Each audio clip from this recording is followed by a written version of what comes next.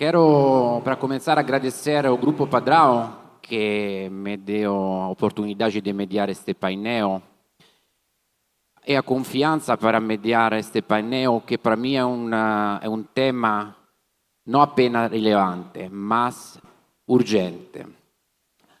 A IA com DNA humano. Onde fica este limite? Onde termina a máquina e começa a gente?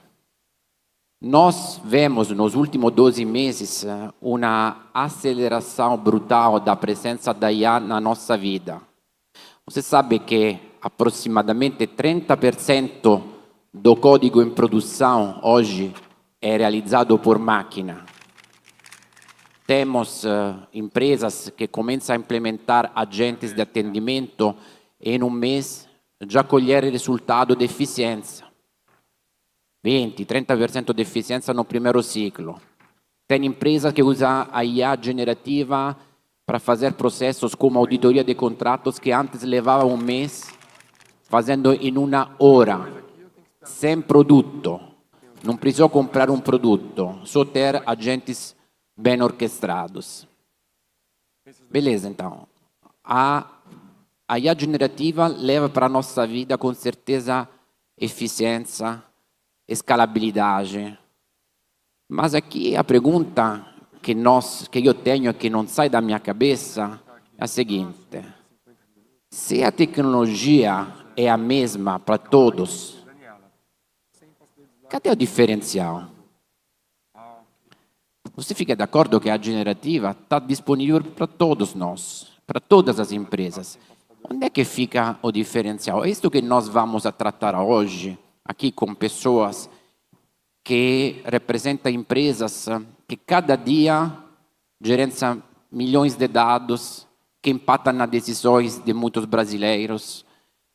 E a pergunta que nós iremos a trazer também: que sobra para o humano depois que a IA pode ajudar no nosso dia com um viés de eficiência? Qual é a parte onde a gente chega ou onde a gente fica ainda valioso nesse processo? Isso que vamos discutir e aprofundar hoje aqui no nosso painel. Para começar, eu vou pedir uma breve apresentação de 30 segundos para você, com nome, empresa e uma palavra ou uma pequena frase que define para vocês a IA generativa. Bom, vamos lá. Bom dia a todos. Prazer enorme estar aqui com vocês hoje, com esse grupo. Eu sou a Ana Terra, sou responsável pela área de tecnologia na DASA. E acho que trazendo aqui uma palavra, né, uma frase que representa a utilização de inteligência artificial para a gente, é muito de como a gente amplifica a soberania do médico e de quem de fato cuida das análises clínicas, né, da vida ali do paciente. Então isso para a gente é nosso mantra. Obrigado, Gabriel. Bom dia. Gabriel Mochinax, estou como superintendente executivo de dados IA na Cielo. Bom, acho que um dos pontos que a gente discute muito é como que a inteligência artificial ela entra na nossa vida para ampliar a nossa capacidade como ser humano e ampliar a nossa capacidade de levar uma nova experiência para os nossos clientes, para os nossos serviços, e como que o nosso colaborador pode ser o colaborador do futuro, que é o que faz o melhor uso da inteligência artificial. Bom, obrigado. Eu gostei dessa definição. Ampliar a capacidade do ser humano. Ampliar a capacidade do ser humano. Tá bom, vamos lembrar disso, tá? Meu nome é Laís, sou superintendente na B3, cuido de centralidade no cliente. E eu acho que eu vou numa linha muito parecida aqui, mas ela é ampliar, ajudar na decisão e também a agir, e agir corretamente, né? Então, hoje as decisões, elas vão ser baseadas ainda nos líderes, até respondendo uma das suas provocações. Mas a gente precisa realmente cuidar disso. E como que a gente coloca o DNA, como que a gente traz humanidade? Porque DNA ela não vai ter, né? Marco. Olá, bom dia. Bom dia. Obrigado pelo convite. Prazer todos estar aqui. Eu sou Marco Bego, sou responsável pela área de radiologia e de inovação do Hospital das Clínicas, aqui da Universidade de São Paulo. E seguindo na linha, assim, como é que eu vejo, né, o que é IA? Para a gente, a IA é uma ferramenta transformacional poderosíssima, talvez a maior que a gente tenha visto nos últimos anos, mas para se tirar o maior ganho dela, toda essa inteligência artificial precisa estar muito alinhada com a inteligência institucional. Então a gente tem trabalhado realmente ela como uma ferramenta de apoio para aumento de capacidade. Obrigado. Tiago. Bom dia, Marco. Bom dia aos colegas aqui que estão dividindo esse tempo com a gente. Eu sou o Thiago Siqueira, diretor de vendas da NICE para a América Latina. E eu acho que nós, né, como fabricantes, vemos que o IA generativo hoje não é mais uma promessa, é uma realidade. E talvez a provocação que a gente traz, né, para todos vocês é que nós aqui de CX, o CX ele está no centro dessa transformação. E talvez não a definição, mas a pergunta que fica, né, para todos nós é como estamos se preparando e quão rápido nós vamos conseguir escalar toda essa transformação aqui que os colegas estão pautando em relação à generativa. Tá, obrigado. Gostaria de seguir com uma testemunhança de vocês. Acho que aqui todo mundo, nos últimos meses, no último ano, no nosso uso pessoal da IA, além do uso institucional, fomos surpreendidos, não, de alguma entrega. Gostaria que vocês pudessem testemunhar o que mais surpreendeu vocês no uso da IA generativa nos últimos 12 meses. Não necessariamente uma experiência positiva e não necessariamente uma experiência empresarial, também pessoal. Tem algo, Ana, que te surpreendeu no uso da GenAI nos últimos 12 meses? Eu acho que a gente tem algumas soluções, assim, nada que tenha me surpreendido grandemente. Onde eu vejo muito potencial e muito alinhado, né, com a área da saúde, é como que a gente vai conseguir interoperar, o Marco está comigo nessa jornada, dados, onde a gente consiga, de fato, ter agente, e a gente já vem testando isso, onde a gente consiga ter um agente exclusivo para cada CPF, com todos os seus dados históricos, independente da instituição. E é como se fosse um advisor, né? Ó, meu agente médico está aqui, né? Com todo o seu histórico, com recomendações e com, inclusive, conexões do tipo de wearables, que hoje em dia a gente tem muita informação, né? No celular, nos smartwatches, nos anéis e etc. Então, como que tudo isso, unificado com exames genéticos e por aí vai, você de fato consegue criar esse agente. Então, a gente vê que os estudos estão caminhando para isso. Já tem cases mundiais que eu vi que aí sim me surpreendem, que começam a caminhar para este lado. Acho que é uma jornada longa ainda aqui. Mas isso eu acho que de fato agrega muito valor para todos nós, como cidadão, né, como paciente. Obrigado, Ana. Acho que aqui uma coisa que vou pegar desta tua fala é, então você está usando para personalizar e humanizar. É isso que te surpreendeu, a capacidade da tecnologia personalizar e manter humanizado um contato. Então, bom, obrigado. Gabriel. Bom, acho que também eu vejo vários casos de uso que surgem a todo tempo, né? Agora tem surgido. Mas eu acho que um ponto que a gente discute muito é que o quanto que isso está transformando, o quanto que isso está mudando também na ponta, na experiência do que a gente coloca como serviço ou como cliente. Então, quando a gente consegue combinar o que a IA generativa pode fornecer de experiência nova para nossos clientes, para os nossos colaboradores e fazer isso com mais eficiência, isso são casos que devem ser levados em conta, que a gente está fazendo o melhor uso da tecnologia como meio para esse processo de tomada de decisão. A gente eu cito um exemplo aqui de positivo de dentro da própria saltos que a gente deu já numa percepção do cliente, nossos números de NPS, em 3 anos a gente subir 28 pontos e fazendo isso com mais eficiência também. E a gente conseguiu fazer isso por conta de aceleradores desenvolvidos com inteligência artificial no nosso atendimento, na nossa força de vendas, como que a gente habilitou isso para eles. Então, o conjunto, eu acho que é o ponto que mais ganha destaque quando a gente entra em discussão de custo e eficiência em cima dessas tecnologias, o quanto que a gente consegue tirar de resultado prático. Eu acho que de ponto negativo, que vale sempre ponto de atenção, com o Shadow AI, o quanto que a gente consegue, ou então a gente coloca a capacidade para a nossa empresa sem ter informações bem governadas, com guardrails bem estabelecidos, com processos de segurança, privacidade, rastreabilidade aí, que não tragam essa segurança nos processos de decisão. Isso pode gerar risco tanto para os nossos clientes quanto para a nossa reputação também. Obrigado, obrigado. Eu acho que o mais impressionante tem sido o time inteiro usar. Você só precisa conversar, então, para isso, você precisa ter uma boa intenção, conseguir especificar bem, ter bons dados, porque Data Quality já matou BI, já matou Dash, e poderia matar a IA agora se a gente não cuidar disso, né?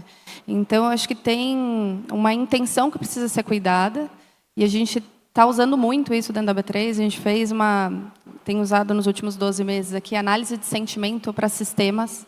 Eu acho impressionante como que a gente consegue ser preditivo sem o cliente ter falado nada. Então, só da forma que ele está usando os sistemas, a gente já sabe se ele está satisfeito, se ele está frustrado, se não. E acaba batendo muito com o NPS. Então, ano passado a gente fez o NPS e saiu praticamente a mesma coisa da análise de sentimento. Então, uma outra coisa importante é fazer esses testes sombra, né? A gente continuar fazendo o que a gente tem como parâmetro, como métrica, mas ter essa humanidade metodológica aqui de olhar e revisitar se necessário. Gostei desta humanidade Metodológica. e humanidade metodológica. Vou gravar isso, tá? Sto scrivendo, pessoal, depois para pegar gancho no final desse daqui. Obrigado. Marco. Enquanto você estava falando, eu estava lembrando, né? A gente estava procurando uma alternativa, uma ferramenta de IA para atendimento ao paciente, porque isso é uma coisa que a gente tem na saúde, são dúvidas, né? Então, como falar com ele? E a gente acabou encontrando um projeto, um case que assim, me chamou muita atenção, acho que vai muito do que a gente está discutindo aqui. Era no agro, não tinha nada a ver com a gente, mas era uma IA que ajudava o vendedor, né, de implementos para veterinários, quando ele chegava nas fazendas. Então, ele narrava ali, conversava com o caiado o que estava acontecendo, e estava com o bezerro estava doente, então ela ia sugerindo alternativas para aquilo. Mas o que me impressionou foi assim, a velocidade da conversa, né? Porque conversa é uma coisa muito nossa, né? Humana, né? E aí ele conversava com essa IA, ela respondia no mesmo tempo que a gente responde. É isso que eu achei extremamente impressionante. E também ela foi evoluindo, e ele testando com a gente ali, à medida que ele falava mais alto ou mais rápido, a IA ia diminuindo e aumentando lá, como se fosse uma coisa empática. Achei isso sensacional, assim. Então, essas duas coisas que eu achei que... Onde estamos chegando, né? Numa coisa que é muito próprio nosso, que é a conversa, né? A IA fazendo coisas tão parecidas. E o final que me surpreendeu é que, nesse caso, no final ele praticamente prescreve, né, a coisa veterinária E aí eles criaram um fallback humano. Então, quando ele entra na prescrição, dependendo do que é, algum veterinário lá também checa aquela prescrição. Então, você vê que ele varre tudo e chega um momento que ele fala, pô, agora eu preciso parar e dar uma olhada. Então, eu achei o case sensacional. Pena que a gente começou a falar agora, não tem autorização para dizer, mas depois eu vou até pegar, porque eu achei assim, uma velocidade, a forma de fazer empática, e no final, olha, apesar de ser muito bom, ainda eu preciso de alguém para dizer que está ok. Então, o que é o... Obrigado, Marco. Bom, Marco, acho que em relação, né, à sua pergunta, casos que de fato impactaram nos últimos 12 meses, acho que eu dividiria, né, nós como fabricantes em dois cenários. Talvez a primeira fase do IA, a gente viu muito impacto nas aplicações voltadas para o que nós achamos de Agent Assist, né? Ou seja, você assistir um agente durante o atendimento, ou mesmo, né, no nosso uso corporativo, foi a transformação que os copilotos, né, eles trouxeram para o nosso dia a dia. Talvez isso com menos impacto direto no atendimento ao cliente, mas com alto impacto para as operações e para os negócios. Então, eu acho que se a gente for olhar, por exemplo, para o atendimento, né, o fato de você conseguir auxiliar um agente no atendimento sendo mais assertivo, trazendo predições, trazendo ofertas, ajudando ele naquele raciocínio que muitas vezes não tem a agilidade com que um IA pode trazer, né? Outro exemplo que também trouxe bastante impacto foi a questão dos resumos, né? Então, a gente passa, por exemplo, hoje num atendimento, economizar segundos, né? Ou trazer uma produtividade muito maior, porque a IA ela pode te resumir a interação com uma capacidade muito maior e muito mais rápido que o humano.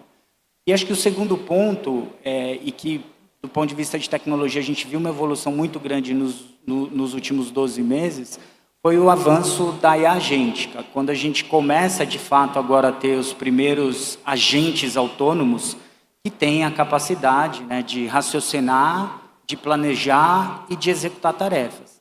Isso está trazendo, né, uma revolução para toda a questão do atendimento, e acho que como um exemplo prático disso, que vivemos há um mês, né, nós tivemos nos Estados Unidos o problema de nevasca, onde vários voos eles foram atrasados, né, milhares de voos.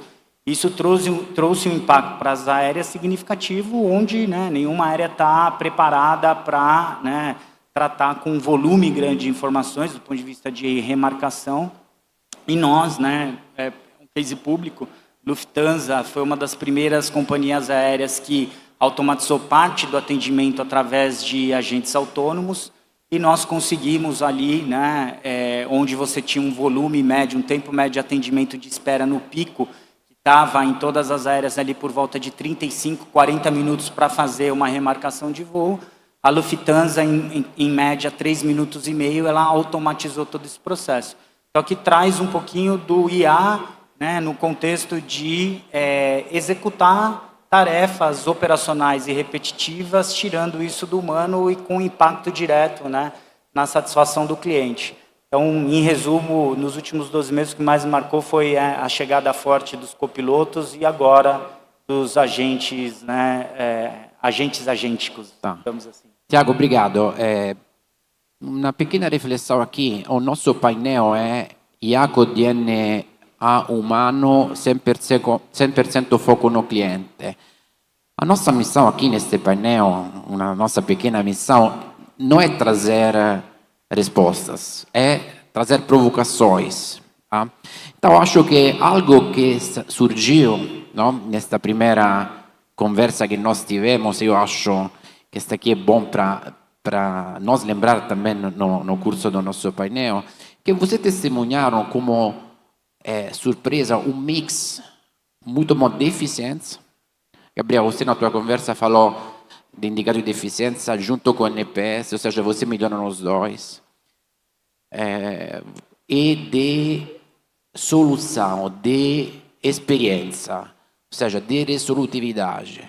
Então, mantemos esses dois pilares no centro do nosso painel, porque eu acho que ao redor desses dois pilares podemos trazer provocações a respeito de como o DNA humano pode conviver e coexistir junto com a inteligência artificial. Aqui a Laís falou, lembra a tua palavra, gostei muito? Humildade metodológica. Tá, humanidade tecnológica, tá bom. Metodológica, bom, obrigado. Tiago, você, a NICE, é um player global que já tem cases ao redor do mundo onde tem automações de interações com o cliente que vão acima de 50%, 60%, às vezes 70%. Queria um parecer tuo de outro 30% que fica com o humano. De que estamos falando? De um atendimento mais sofisticado, onde o sentimento humano é mais importante, de um atendimento mais complexo, do tuo ponto de vista como player de tecnologia, não o que você faz, mas o que sobra, vamos lá, hoje, no relacionamento. Assim, Lupe, eu acho que o atendimento humano ele não vai acabar. O que nós estamos buscando hoje é justamente o uso da inteligência artificial para automatização de tarefas operacionais. E muito a gente tem falado, né, e talvez aqui a gente vai ser repetitivo mais uma vez, é que o humano hoje, a gente vai dar para ele a capacidade de fazer o que nós fazemos de melhor, que é o contato humano. Isso nunca vai ser substituído por uma inteligência artificial. Então, por mais que se fale em automatização, a gente não vai nunca conseguir automatizar 100% desses processos ou do atendimento, porque nós, humanos, precisamos, né, nos comunicar com outros humanos, é isso que a gente faz de melhor. Eu acho que o dia né, a gente vê muito essa questão da automatização e a gente tem pego muito isso, né? A gente está automatizando muito dos processos, né, nos fluxos determinísticos, e isso acaba impactando direto a satisfação do cliente. Então, eu acho que esses 30% que você menciona, talvez seja isso que vai ficar para o humano, porque são os casos onde, de fato, a gente precisa engajar o humano para o atendimento. Tá. Obrigado, Tiago. Ana, vocês entram na jornada de um paciente, de um cliente, de uma pessoa, em um momento provável de vulnerabilidade.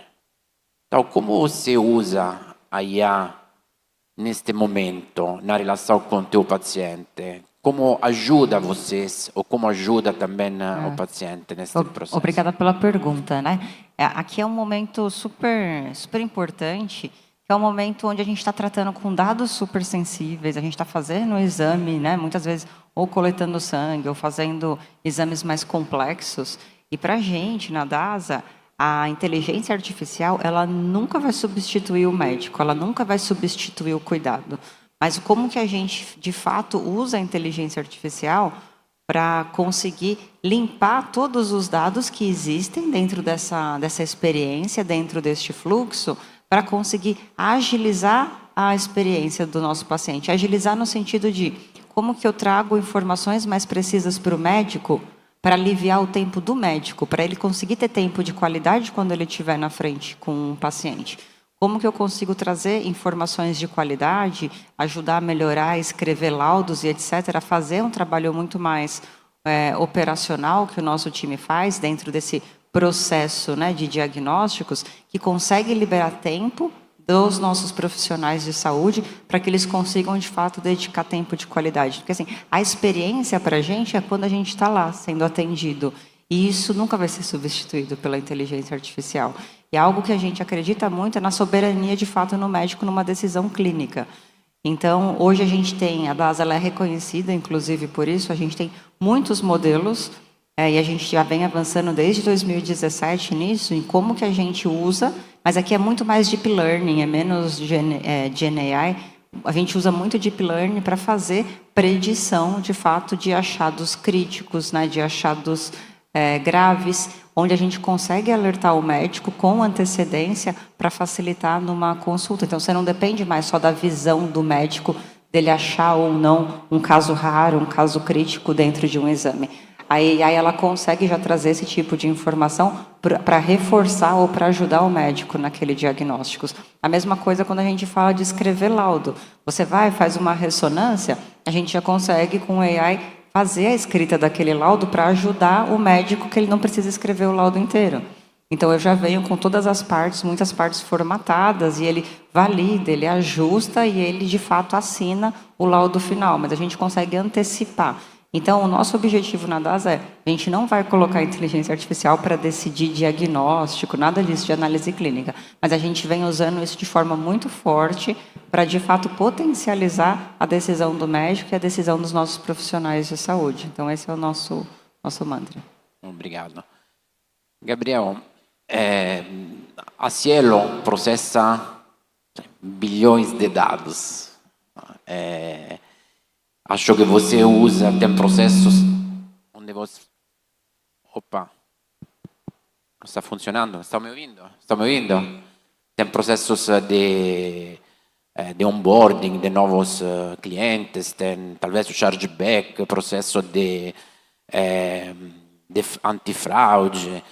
E você usa GenAI, mas a mesma inteligência artificial generativa que você usa, um pouco na minha pergunta inicial, é disponível para todo mundo, para todos os seus competidores. Qual é o diferencial no caso de vocês? Olha, a gente enxerga também que a tecnologia e a IA generativa vem como meio para um propósito. O nosso propósito é ter sempre o cliente em primeiro lugar e levar sempre para ele a melhor experiência possível. Como que a gente consegue, dentro desses processos, ter empatia também ali com o cliente. Como que eu faço ali para que ele consiga ter uma interação com a Cielo, mesmo passando por todas essas jornadas de inteligência artificial generativa, levando para ele uma experiência que evite que ele tenha qualquer problema de relacionamento. Tem, por exemplo, a gente consegue trabalhar também muito combinando modelos de machine learning, que a gente tem mais na atuação com o cliente com IA generativa, nessa comunicação, nesse primeiro contato, a gente consegue fazer antecipação de problemas, por exemplo, nas nossas maquininhas. 32% de troca de bateria, a gente já faz com solução 100% automatizada, e o humano ele entra ali para fazer toda a certificação desse processo concluído, trazendo essa segurança para o cliente. Então, dentro de processo de chargeback que você citou, que passa por uma análise de documentação, diversas documentações, a gente leva uma experiência melhor para o cliente, porque em vez de eu responder ele em 7 dias, por exemplo, eu respondo ele em 1, por exemplo. Tá? Não são números para exemplificar.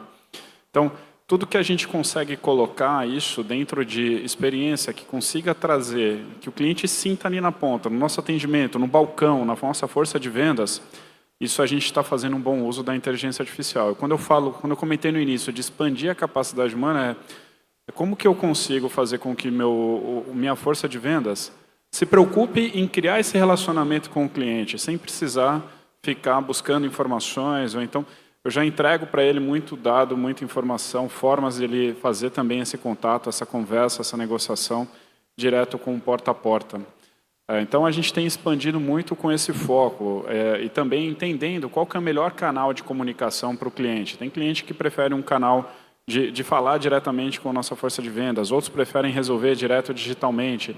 Então, nós temos soluções para isso também, até fazendo já toda essa troca agêntica de interação com o cliente, mas sempre com o humano, olhando e observando o que foi decidido, o que foi colocado. Então, a gente aumenta a nossa capacidade de tomada de decisão com o uso da tecnologia, mas sem perder o nosso ponto principal, que é como que os clientes estão observando a empresa, como que está interagindo, como que isso muda o nosso NPS, e a gente olha também muito para os nossos colaboradores, como que a gente consegue melhorar os nossos colaboradores para que eles utilizem e potencializem também o uso de IA no dia a dia deles. Ou seja, atrás do desenvolvimento do uso da GenAI, você está colocando como premissa um propósito que prevê a centralidade do cliente, não necessariamente, exclusivamente a eficiência. Ou seja, talvez seja uma consequência. É isso mesmo?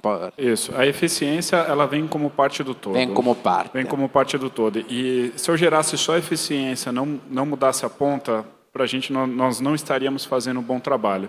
Quando a gente combina a eficiência que a gente gera e ainda a gente vê o reflexo disso nos nossos números de NPS e todos os nossos números de atendimento, a gente vê que estamos fazendo um bom uso da tecnologia. Ou seja, o que o Gabriel está trazendo, que beleza, está usando a IA generativa, mas que define o propósito, que neste caso é a centralidade do cliente, a resolutividade, a experiência, são sensibilidades humanas, são intenções humanas. Exato. Tá bom?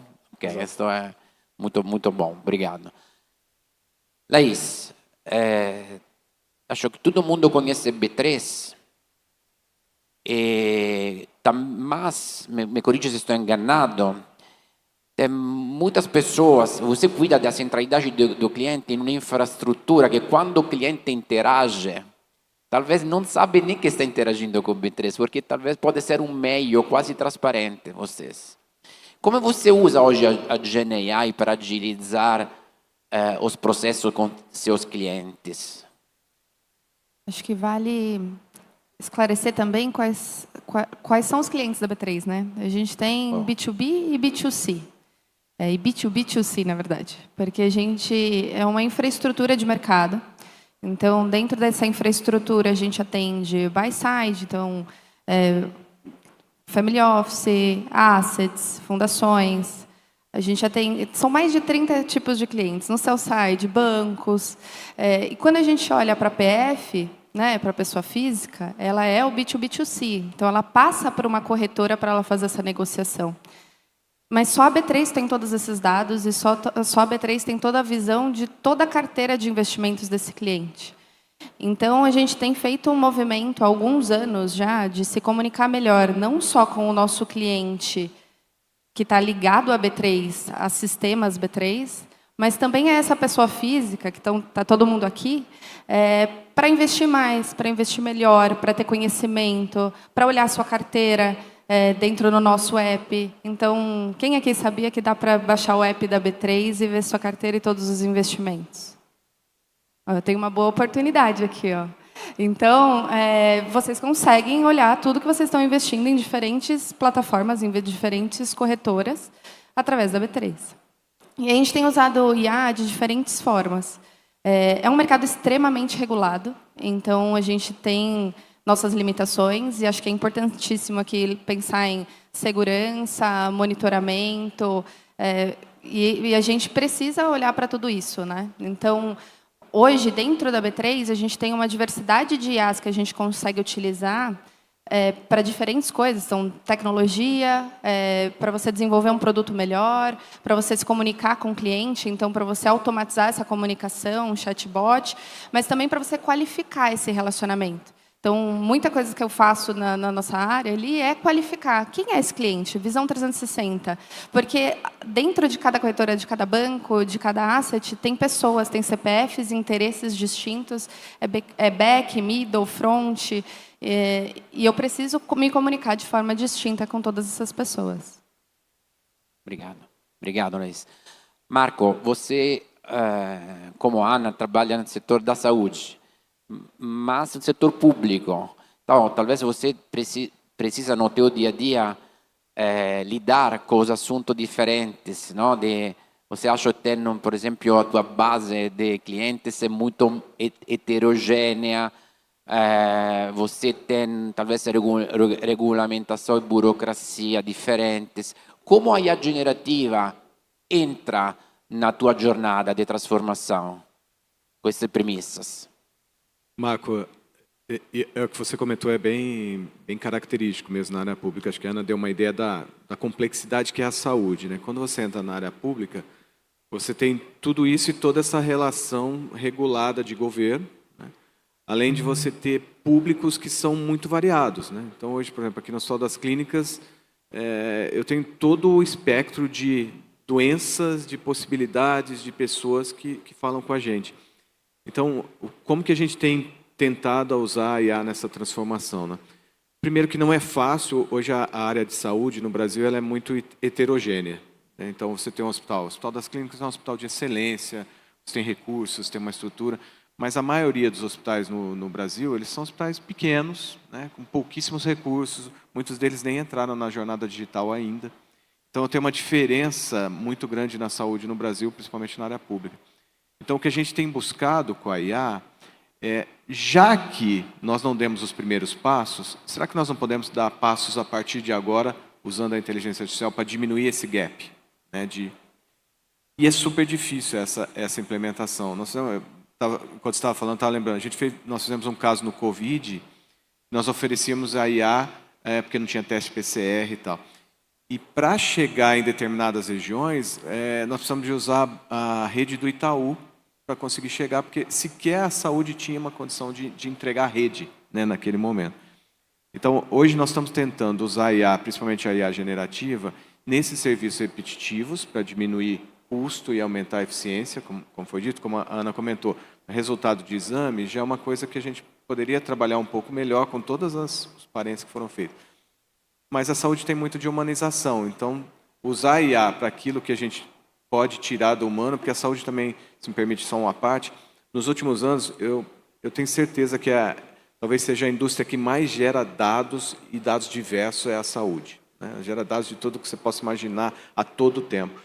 E muitos desses dados são imputados pelos profissionais de saúde, médicos, enfermeiras e tal. Outro dia eu fui numa UTI, parecia que eu estava no financeiro.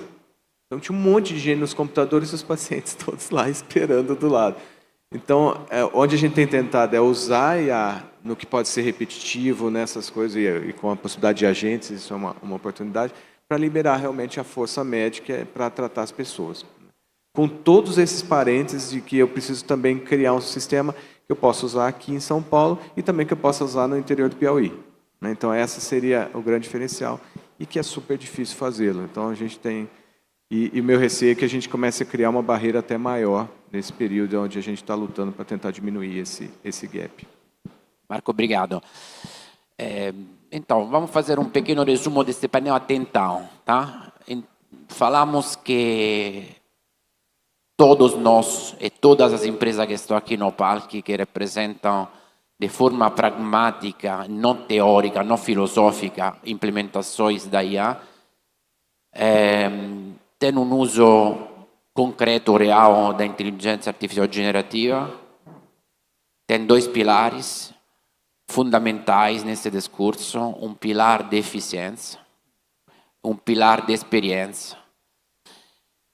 E todo mundo acho que está de acordo que a IA amplifica o que você tem como propósito. Amplifica situações positivas e amplifica situações críticas, situações complicadas. Então, vou fazer uma pergunta para vocês, mas preciso de uma resposta não muito longa. O que vocês acham? Qual decisão as empresas deveriam tomar hoje? Ninguém tem a capacidade de ler no futuro, mas a tecnologia avança, a tecnologia é acessível para todos. Quais são as decisões que as empresas deveriam tomar hoje para ter um uso efetivo da IA em prol de um aspecto social dos clientes de forma geral? Ou seja, vou ser um pouco mais pragmático para facilitar a resposta de vocês. Deve existir um viés sempre muito forte dentro das organizações humano o impacto que eu vou determinar aos meus clientes e não só de eficiência. O futuro, se a gente olhasse, por exemplo, só a eficiência, como seria no uso da IA? Que ficaria para a experiência do cliente? Queria ouvir um parecer de vocês de forma muito rápida. Eu sei que é um tema que podemos falar outros 50 minutos, outro painel. Se vocês querem ficar, a gente aproveita aqui e vamos fazer depois. Mas, Ana, por exemplo, o que você acha? É um risco olhar só para um desses dois pilares grandes que existem? Sim, eu acho um risco se a empresa querer focar só em eficiência, por exemplo, ou também só em experiência. Porque dentro de qualquer organização, você tem diversos contextos. Você tem contexto do back-office, você tem contexto de legal, contexto de RH, contexto de atendimento ao cliente. No caso da DASA, que é uma empresa de saúde, o contexto de análises clínicas, médico e por aí vai. E a AI, tanto a GenAI quanto todos os outros modelos, elas podem ser encaixadas nesses contextos de diversas formas. Então, tem áreas que, com certeza, a gente vai usar a AI para buscar eficiência. Principalmente quando a gente está falando de back-office, de processos repetitivos, de digitalização de informação, que GenAI consegue fazer isso muito mais rápido e etc. Eu não estou colocando necessariamente decisão, eu estou colocando GenAI para ajudar a gente a reduzir processos repetitivos para a gente ganhar eficiência na cadeia. No final, somos organizações aqui que precisam dar resultado no final do dia. Quando a gente vai para uma jornada de paciente, aí já é um outro olhar. Aí já não é um olhar de eficiência. Eu não estou fazendo implementação de modelos de deep learning para achar doenças críticas, achados críticos nos nossos exames para ganhar eficiência. Não, estou fazendo isso para a gente melhorar a acuracidade do diagnóstico, porque isso vai impactar de fato a sociedade, vai impactar a saúde.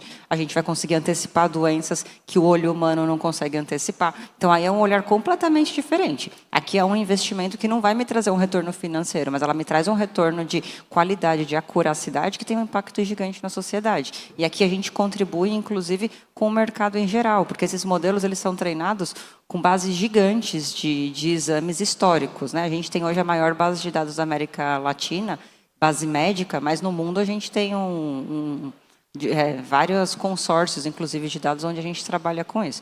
Então, acho que são aspectos diferentes e uma empresa, para sobreviver, ela tem que conseguir diferenciar onde ela vai investir para a experiência, para a qualidade, onde ela vai investir para a eficiência. Gabriel, onde entra o ser humano nesta jogada que a Ana trouxe aqui? Entra em todo o processo. tá? Seja nos processos que a gente tem oportunidade de eficiência, existe um ser humano que precisa passar ali as informações para a IA e certificar. O humano é responsável pelas ações que a IA toma, e é importante que esse processo seja construído ali, e o humano existe ali também para certificar isso.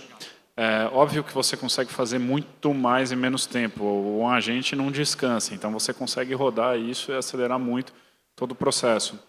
A experiência do cliente, quem passa as informações, como que a IA tem que interagir com o seu cliente, como que você pode também direcionar da melhor forma, isso passa por um humano, passa por um relacionamento. E também, dentro das organizações, nós, como líderes aqui, a gente tem que preparar para que os times pensem com o AI first. Repensa um modo de criar as coisas, um modo de construir e fazer o seu próprio trabalho, o seu próprio processo, e o modo que ele vai interagir, que ele vai entregar um serviço para o cliente, um produto. Então, acho que o humano ele passa tanto das ações que são determinadas para que a IA execute, mas passa muito também de como que ele vai repensar esse novo modelo de trabalho que é o que a gente está vivendo. Então, a gente está desconstruindo, está destruindo um modelo que existe atualmente e pensando um outro com muito mais eficiência, e isso passa muito pelas lideranças e pelos nossos times aí para que possa ser efetivo no futuro. Tiago, de forma muito rápida, como você enxerga as decisões as decisões mais certas da empresa deve tomar hoje para ser competitiva com GenAI daqui a 2 anos? De forma rápida, por gentileza. Eu acho que, né, indo para esse tema de eficiência e experiência, o que nós temos observado hoje é que a grande maioria das empresas fazem as implementações pensando em eficiência, e o que muitas vezes acaba impactando na experiência. Eu brinco, inteligência artificial hoje é uma nova tecnologia, mas nas implementações a gente está cometendo muitas vezes os mesmos erros que a gente tinha no passado. Há 2 anos atrás, todos nós estávamos nesses eventos desse tipo discutindo a evolução dos canais de atendimento, o Omnichannel, e discutia muito essa questão da experiência fragmentada que a gente tinha entre os diversos canais, né? Você resolvia o problema do cliente pensando em eficiência, mas acabava disponibilizando uma jornada totalmente fragmentada. E a gente está cometendo os mesmos erros agora, né? Ou seja, você vê tecnologias ou jornadas de atendimento focada num atendimento de inteligência artificial, mas que não tem conexão nenhuma com o humano.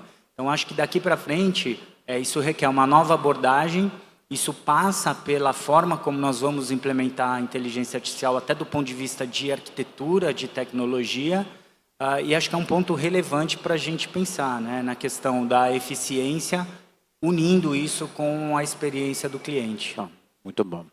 Marco, você, o tuo ponto de vista a respeito disso, ou seja, esse equilíbrio entre eficiência e experiência, podemos fazer uma equação que esse equilíbrio entre experiência e eficiência prevê um DNA humano por trás do uso da IA generativa? Ou seja, eu uso a IA generativa, mas devo ter um propósito de design do uso da GenAI onde seja muito forte a componente humana, assim de trazer resolutividade e centralidade para o meu cliente. O que você acha? Acho que essa é a síntese, né? Apesar da gente...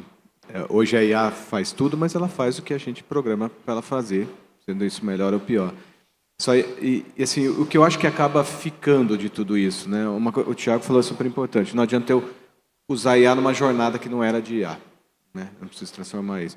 E eu acho que o Gabriel comentou um pouco também desse accountability, das responsabilidades. Porque a hora que eu insiro a IA numa jornada bem feita, insiro a IA, podemos ter problema. Nesse problema, a responsabilidade precisa ser certa, que é o quê? De quem introduziu aquilo, não de quem está lá naquele momento. Então, esse a gente precisa olhar. E aí o que você falou, assim, o que sobra para a gente, né, disso tudo? Na saúde, eu acho que tem 2 coisas super importantes que ainda não faz, tá? Ainda, né?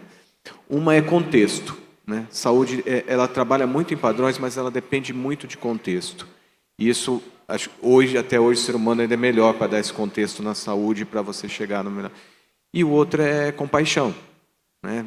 Saúde é uma coisa que isso é presente no dia a dia. Então, assim, eu diria que de todas elas, a gente tem aumentado a eficiência, tem aumentado, e o que está ainda com a gente, que é muito importante, talvez sejam essas duas coisas, que é de contexto e compaixão. Obrigado. Laís, você deu uma definição antes, eu gostaria que você desse a tua definição da palavra que você usou antes, porque eu acho que pode ser explorada e podemos fazer isso como um takeaway para este painel. Você comentou a palavra humanidade metodológica. Pode dar a tua definição bem para aqui, para nós, por favor? Eu acho que é um aprendizado contínuo. Porque até você falou, está todo mundo com as mesmas tecnologias. Eu acho que não, acho que a gente está numa bolha, talvez aqui dentro dessa sala, e está todo mundo podendo usar as mesmas coisas. Mas se a gente está mudando muito, e já deve ter, nesse segundo que eu falei, surgido alguma coisa diferente. Então a gente tem que se manter atualizado e ter a humildade metodológica para acompanhar esse contexto. Porque o que eu defini ontem, eu especifiquei bem, eu monitorei, mas a realidade daquele cliente pode ter mudado, porque o cliente ele não é uma média, ele é o contexto, né? Obrigado. Pessoal, chegamos ao fim deste painel. Eu gostaria resumir, tá? Desta forma. A IA é disponível para todo mundo, a IA amplifica o que nós queremos fazer com ela. Mas a pergunta que nós temos ao início que tivemos ao início, é como a IA pode ficar com DNA humano. E a resposta é que talvez esse aqui não seja só um slogan. O DNA humano é um propósito que fica atrás do desenvolvimento do desenho, do uso da IA que nós temos. Ou seja, se nós continuamos a ter papéis e tarefas que nós não vamos fazer, mas o propósito que nós temos, o sentido que nós damos a isso é humano. Acho que daqui para frente, o que nós estamos trazendo, a pergunta não é o que IA você está usando, é qual é o propósito com o qual você está usando a IA. Então, eu agradeço muito pela paciência, eu agradeço muito a vocês. Muito obrigado, até a próxima vez.